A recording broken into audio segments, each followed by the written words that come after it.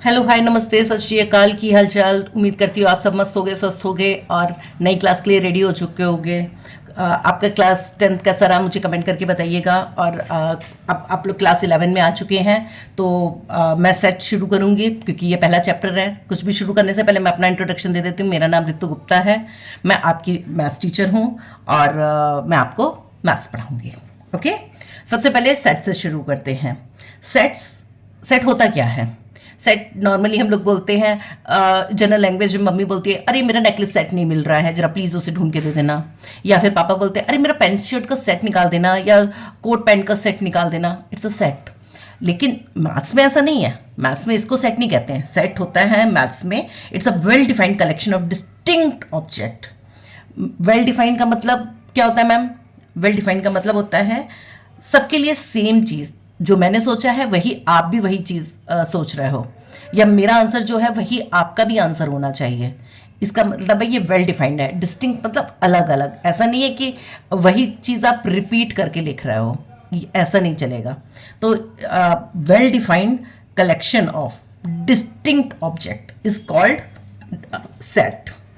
मैंने आपको पहले ही डेफिनेशन लिख दी है। Well defined collection of distinct object it's a set.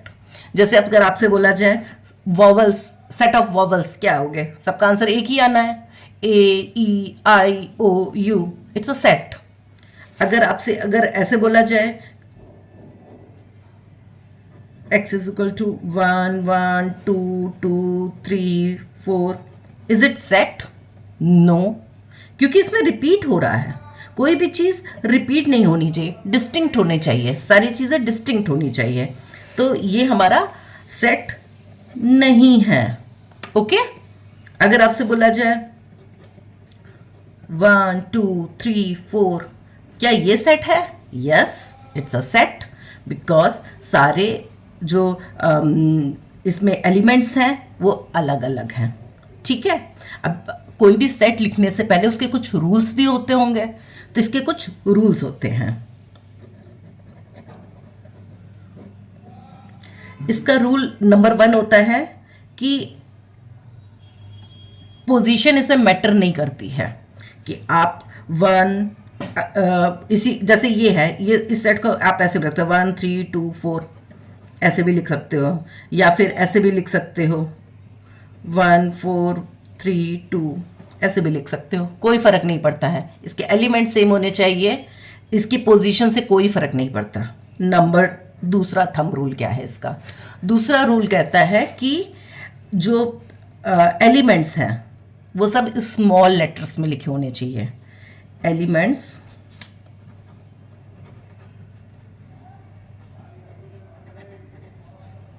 Elements are denoted by small letters.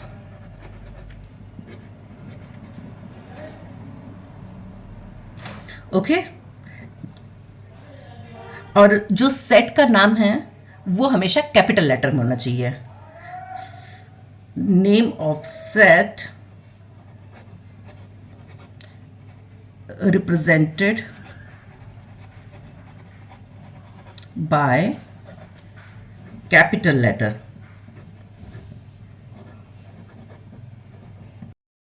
बच्चों, मैंने एक एग्जाम्पल लिया था इसमें एक्स की एक नेचुरल नंबर है जिसकी value x is less than 20 है। तो हमारा क्या बनेगा? x बनेगा 0 1 2, नॉट 0 1 2 3 4 5 6 अप टू 20 तक। क्योंकि इक्वल दे रखा है इसलिए 20 इंक्लूड होगा। अगर इसमें 20 इक्वल नहीं दे रखा होता तो हम 20 इसे इंक्लूड नहीं करते। बच्चों, मैंने एक एग्जाम्पल लिया था इसमें एक्स की एक नेचुरल नंबर है जिसकी value x is less than 20 है। तो हमारा क्या बनेगा? x बनेगा 0 1 2, नॉट 0 1 2 3 4 5 6 अप टू 20 तक। क्योंकि इक्वल दे रखा है इसलिए 20 इंक्लूड होगा। अगर इसमें 20 इक्वल नहीं दे रखा होता तो हम 20 इसे इंक्लूड नहीं करते।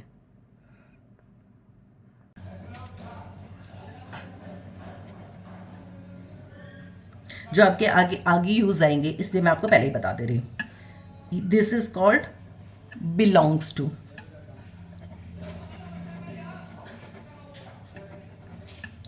This is called not belongs to.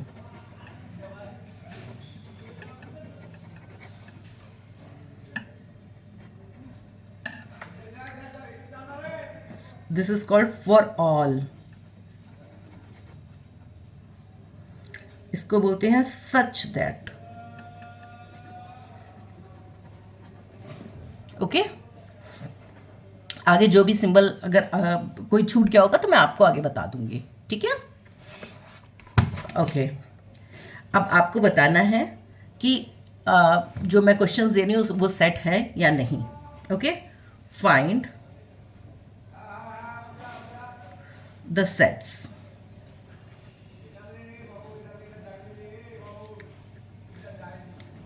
odd natural numbers less than 10. आप कौन कौन से आएंगे? नेचुरल नंबर है. नेचुरल नंबर मतलब 1 2 3 इस तरीके वाले नंबर होंगे. तो हमें अगर क्वेश्चन अगर दिया जाए कि odd natural number less than 10 निकालना है तो हम लोग क्या करेंगे? नेचुरल नंबर दे रखा है तो नेचुरल नंबर 1 2 3 होते हैं तो उनको लिखेंगे. फिर इसमें ऑड पूछा गया तो सिर्फ ऑड वाले नंबर इसमें निकाल लेंगे. 1 3 5 7 9 ये सब हमारे ऑड नेचुरल नंबर्स हो गए. नेक्स्ट क्वेश्चन अगर बोला जाए फाइंड द फैक्टर ऑफ 210 तो हमें 210 की जैसे फैक्टर करते हैं वैसे करेंगे. 2 1 2 0 2 5 10 फिर 3 3 9 3 5 15 फिर 5 7 35 7 1 तो यहाँ पे 5 और इंक्लूड हो जाएगा. ओके. तो हमारा क्या आंसर आया? 5 2 3 7. ये इसके फैक्टर्स होंगे. अगर आपसे एक क्वेश्चन और पूछा जाए solution of equation x square minus 5x plus 6 is equal to 0, क्या सोल्यूशन आएगा इसका? कैसे करेंगे? स्प्लिट मेथड से कर लीजिए. 2 3 6 3 1 3 तो x square minus 2x minus 3x plus 6 is equal to 0. X common लिया तो x माइनस 2 माइनस का 3 कॉमन लिया तो x minus 2 is equal to 0. तो x minus 3 x minus 2 is equal to 0. तो वैल्यू क्या आई हमारी? 3, 2 x बराबर. तो इसका सोल्यूशन हमारा 3, 2 आया. सबके लिए सेम आएगा यानी कि ये भी एक सेट हुआ. ओके. इतना समझ में आया आपको? मुझे लगता है कि सेट अब आपको समझ में आ गए होंगे. अब मैं आपको कुछ चीज़ें आपको बताती हूँ जैसे नेचुरल नंबर क्या होता है, क्योंकि ये सारी चीज़ें आपको काम आने वाली है और आप पढ़ चुके हो क्लास 10 में भी और 9th में भी. फिर भी मैं एक बारी को रिवाइज करा देती हूँ. ओके. एन होता है set of natural number. Z set of integers. Q ये होता है set of fractional number. R अगर R बोले तो सेट ऑफ रियल नंबर. अगर Z प्लस लिखा हो कहीं पर तो इसका मतलब है set of all positive integers. अगर Z माइनस लिखा है तो set of all negative integers. Okay. I hope आप लोगों को ये सारी चीज़ें पता होंगी. ओके. अब आपको बताने नेक्स्ट टॉपिक क्या आता है? Ways to write set.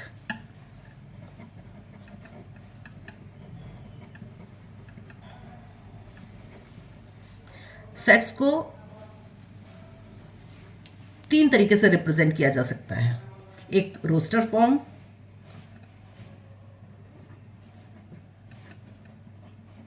Set builder form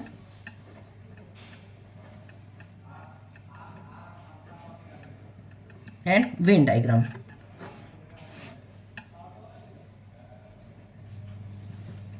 when diagram जो है मैं आपको बाद में एक्सप्लेन करूंगी क्योंकि ये चैप्टर के लास्ट में है तो मैं इसको बाद में एक्सप्लेन करूंगी. सबसे पहले मैं रोस्टर फॉर्म और सेट बिल्डर फॉर्म एक्सप्लेन करूंगी.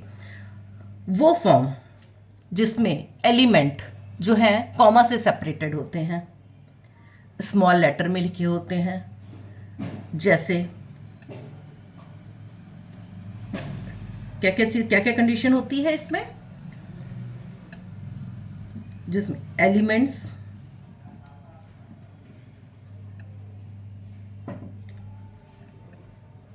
शो शो होते हैं and it is separated by comma. Okay, set builder form जब लिखते हैं तो ये स्टेटमेंट फॉर्म होता है, राइट इन स्टेटमेंट फॉर्म।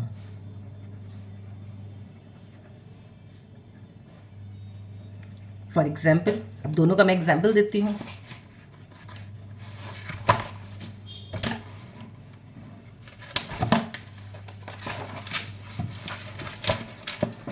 ओके, सबसे पहले मैं आपको रोस्टर फॉर्म का एग्जांपल देती हूँ।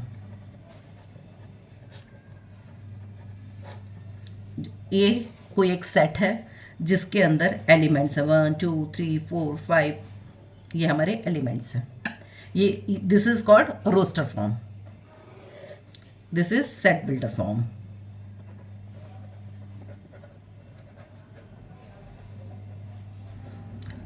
इसको स्टेटमेंट फॉर्म में लिखा जाता है। इसको अगर मैं इसी को मैं अगर मैं स्टेटमेंट फॉर्म में या सेट बिल्डर फॉर्म में लिखूंगी तो किस तरीके से लिखा जाएगा, ए इसके अंदर x such that x is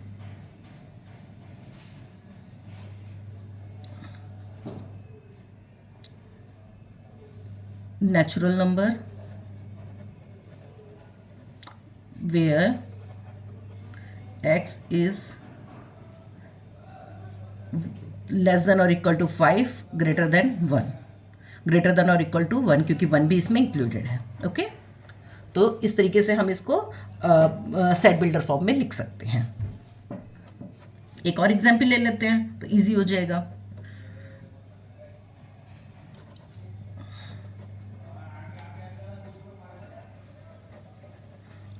इस तरीके से लिखा है, इसको अगर मैं सेट बिल्डर फॉर्म में लिखूं तो किस तरीके लिखूंगी, a is equal to x such that x is even number where x is between 1 to 8 या 2 to 8 ऐसे भी लिख सकते हैं। ओके, या फिर इसको इस तरीके से भी लिख सकते हैं, x लेस देन और इक्वल टू 8, सिंपल ऐसे भी लिखा जा सकता है। Okay,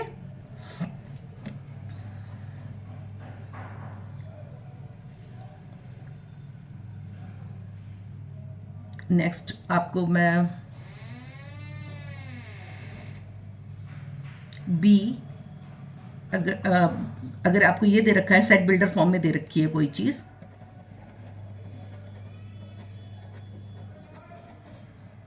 x such that x is an integer,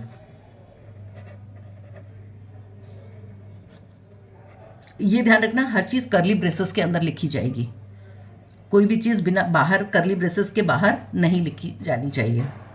okay, integer कौन से होते हैं, पॉजिटिव इंटीजर भी होता है, नेगेटिव इंटीजर भी होता है। ओके, और इसमें और भी कंडीशन दे रखी है, एक्स की वैल्यू जो है हमारी -2 और 5 के बीच में होनी चाहिए। तो इंटीजर कौन कौन से होते हैं, 0 होता है, प्लस माइनस वाले सारे होते हैं, +-1 +-2 +-3, ये सारे आते हैं एलिमेंट्स इसके अंदर। ओके, तो इसको अगर मैं रोस्टर फॉर्म में लिखूंगी तो रोस्टर फॉर्म इसका क्या आएगा,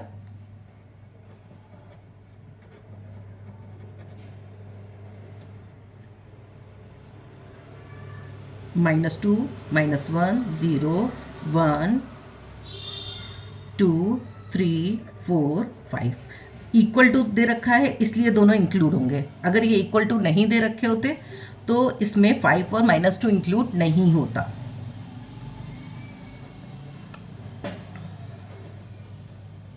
ओके, इतना समझ में आया आप लोगों को? ओके,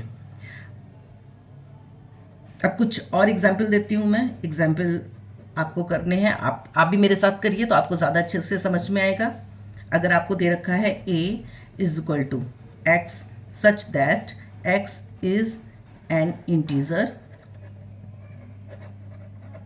एंड x 7 एंड -3 के बीच में बिलोंग करता है, तो इसको हम रोस्टर फॉर्म इसका क्या होगा, a is equal to integer दे रखा है, ओके। इंटीजर मतलब प्लस माइनस दोनों वैल्यूज़। -3 इक्वल नहीं लगा इसलिए -3 इंक्लूड नहीं होगा। -2 -1 0 1 2 3 4 5 एंड 6 7 इंक्लूड नहीं होगा इसमें, right. Next question,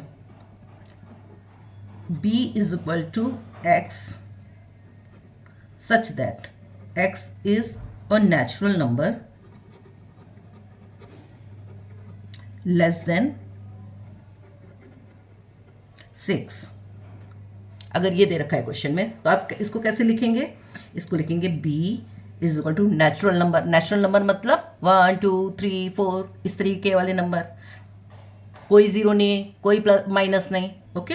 less than 6 है, not equal to, that's mean 1 2 3 4 5, ये हमारे वैल्यूज आएंगे इसकी, ओके। नेक्स्ट क्वेश्चन, एक और एग्जाम्पल कर लेते हैं।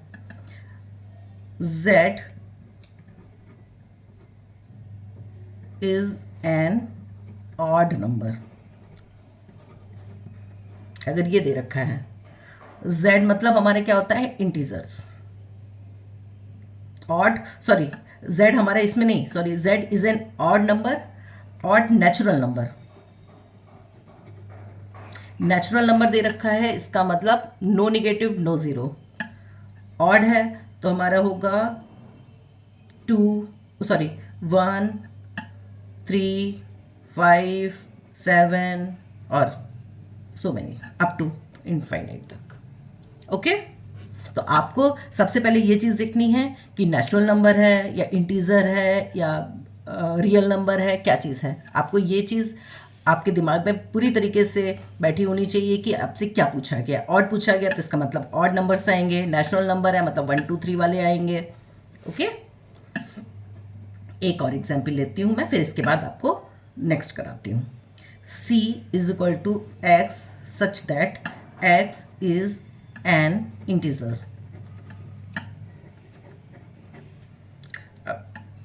x square is less than or equal to 4। ये है इंटीजर दे रखा है, ओके, यानी कि प्लस माइनस दोनों वैल्यूज आएंगी। लेस देन 4 दे रखा है, यानी कि 4 से बड़ी वैल्यू नहीं होनी चाहिए एक्स स्क्वायर की। तो क्या वैल्यूज हो सकती हैं, -1 हो सकती है, 0 का स्क्वायर 0 ही, लेस देन 4 नहीं, हाँ 0 होगा। फिर -2 भी हो सकता है, +2 भी 1 भी होगा, 2 भी होगा। इसके ऊपर जो भी वैल्यूज़ होंगी वो हमारी इसके 4 की रेंज से बाहर हो जाएंगी, ओके। तो इसकी आंसर ये होगा, राइट। सो आपको उम्मीद करती हूँ आप सबको समझ में आया होगा। इसके आगे का मैं नेक्स्ट वीडियो में आपको एक्सप्लेन करूँगी। Thank you so much for watching.